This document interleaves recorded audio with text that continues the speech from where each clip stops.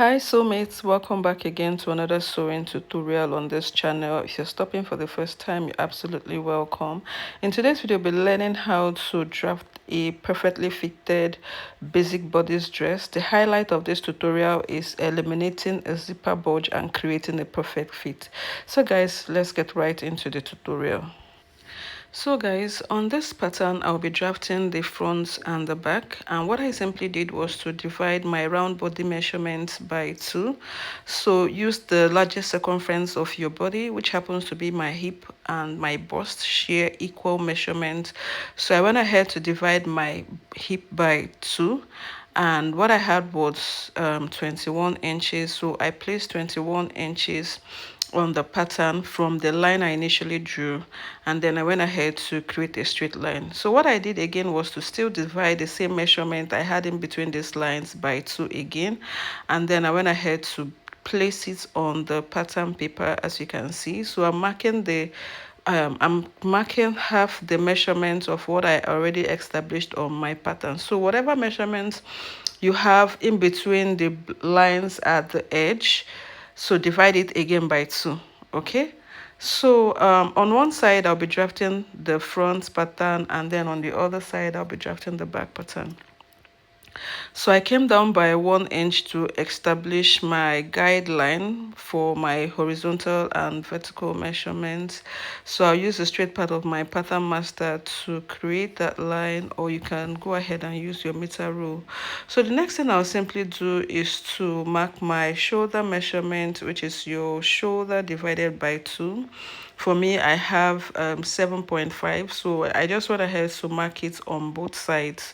Okay, and then the neck width I'm working with is 4 inches, which is not my actual basic neckline. If you want to create your basic neckline on the pattern, the general basic neckline is 3 by 3 but if you want to determine your actual basic neckline, it is your bust circumference divided by 12. So my actual basic neckline is 3.5, but I worked with 4 inches.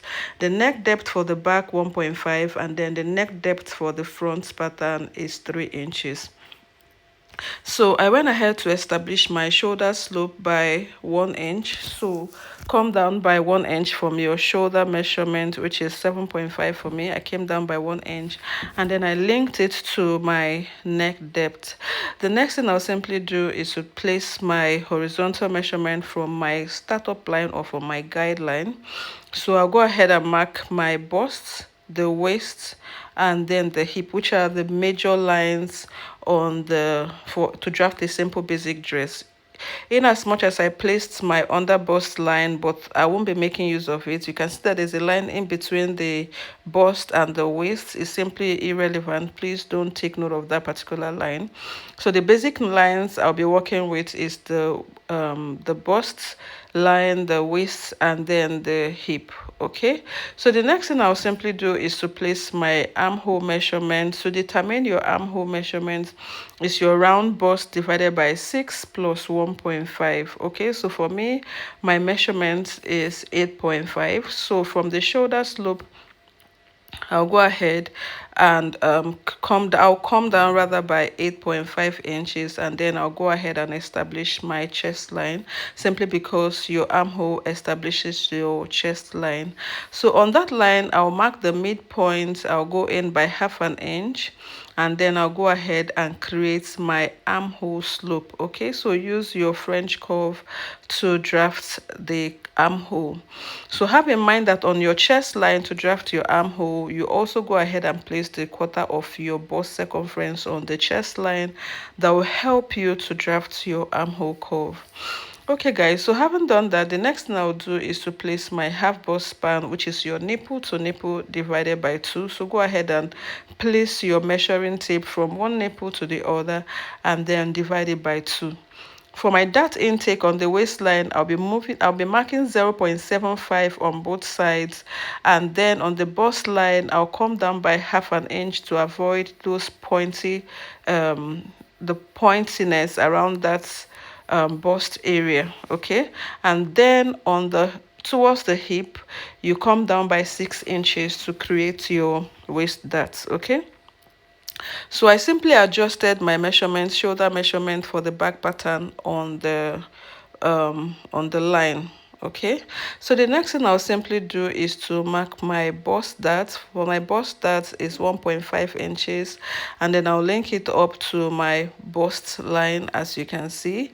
And then on the hip line, what I simply did was to go up by 1.5 inches to create an upper hip line. Okay, so along the line I'll explain what I actually did with that particular line I drafted. Okay, so to establish your hip line is 8 inches away from your waistline. Okay, so the next thing I'll simply do is to mark my body measurement, my vertical body measurement on the pattern, which is your bust divided by 4, your waist divided by 4, and the hip divided by 4. So you can see that I connected these 3 dots together, and then on the hemline I went in by 1 inch to establish my pencil effect for the basic dress. Okay, and then I'll go ahead and curve it around this area. So you can see the importance of the upper hip line and the lower hip line that I established on the pattern.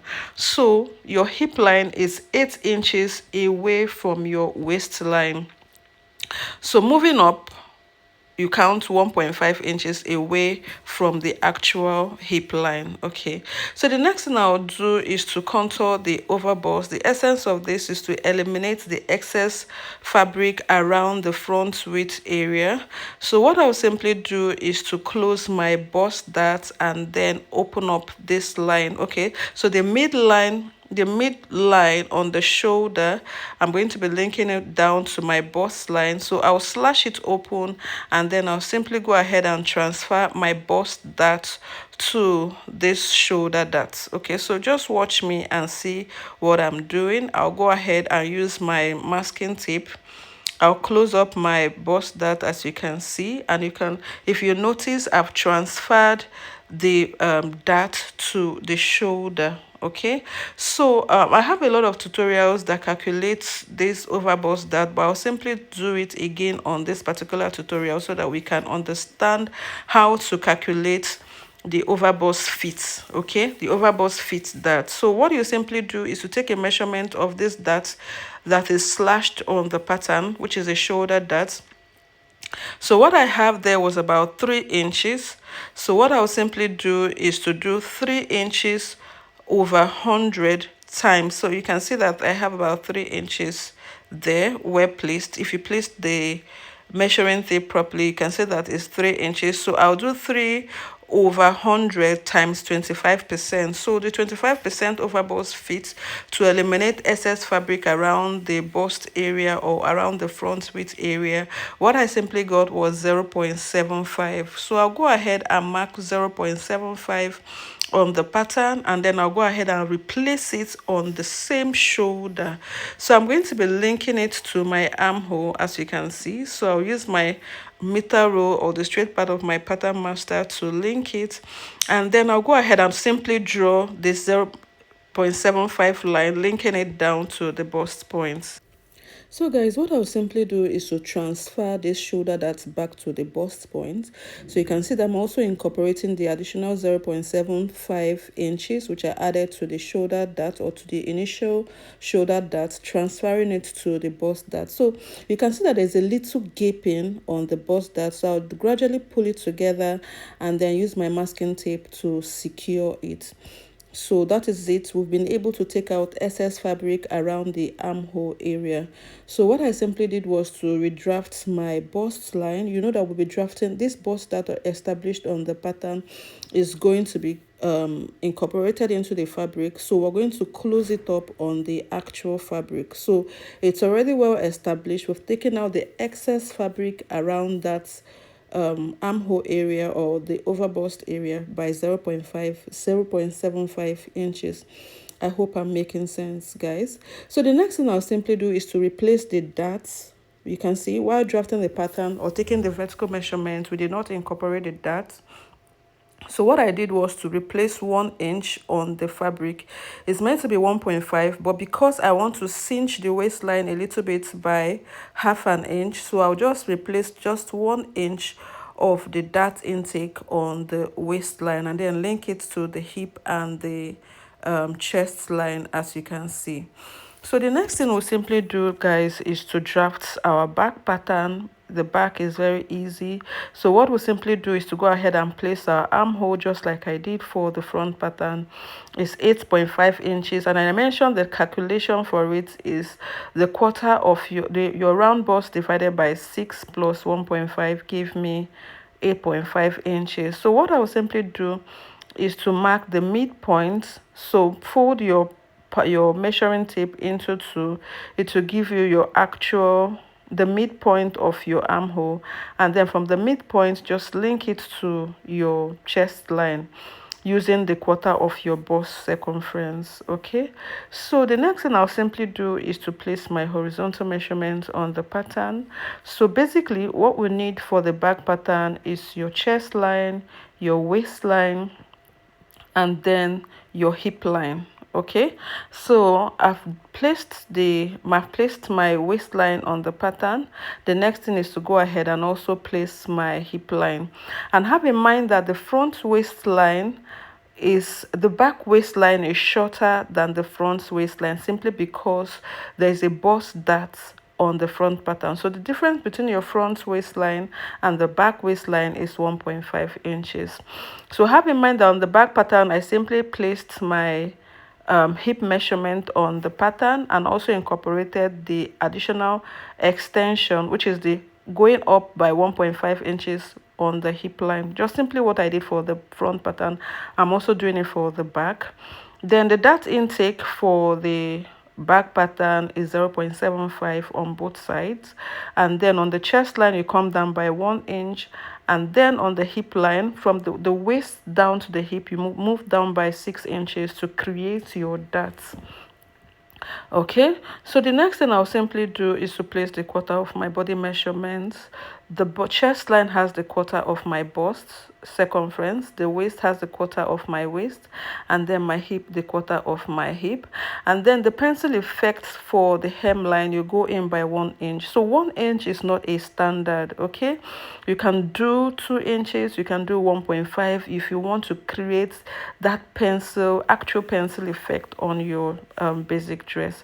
So I'll use the curvy part of my French curve to eliminate the sharp edge on the hip area. Okay, so the next thing I'll do is to simply replace the dart intake on the waistline, which I did for the front pattern. I just replaced 1 inch because I'll be cinching the back as well with the 1/2 inch.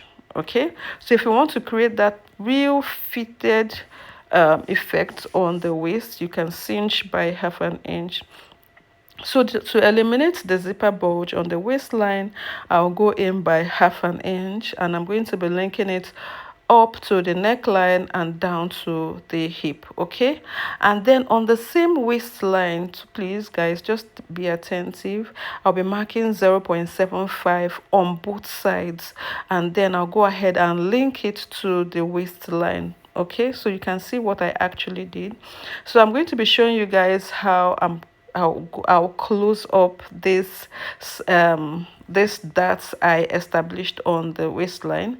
So I'll use my scissors to cut it out like so. I'll cut out the excess fabric horizontally, and then the excess fabric on the waistline I'll slash it like so. I'm going to be using my scissors to slash it open towards the waist, the end of the waist, and then I'll go ahead and close up this that I established vertically on the waistline. So I did not want to use the masking tape to completely cover, so that we can still see the darts on the pattern. And if your dart is not straight enough after closing this up, what you simply need to do is to use your marker or your pencil to redraft your darts on the pattern. So basically this is what we have for the front pattern and then the back pattern. So what I'll simply do is to use my scissors to cut out the excess fabric. So please guys, I want to urge you guys to hold on so that you can see how I cut this pattern on my fabric. It's going to help you guys so that you don't make mistakes when cutting this pattern on your fabric. So I'll go ahead and gradually cut out this pattern on the pattern, the excess fabric on the pattern, and then you guys will see what we have after cutting it out. Okay guys, so if you have watched to this point, do not forget to like, share, and most importantly subscribe to our channel. So guys, we have the pattern on the well cut out with the fabric, and you can see that on the neckline I have half an inch, on the shoulder half an inch, on the zipper line 1 inch, of which you can do 1.5 inches or probably 2 inches, and then on the side you can also do 2 inches, which is basically for the back. The front pattern, you can see that it's cut on fold. I have my extended fabric around the hem because I want it to be longer. So guys, like and share.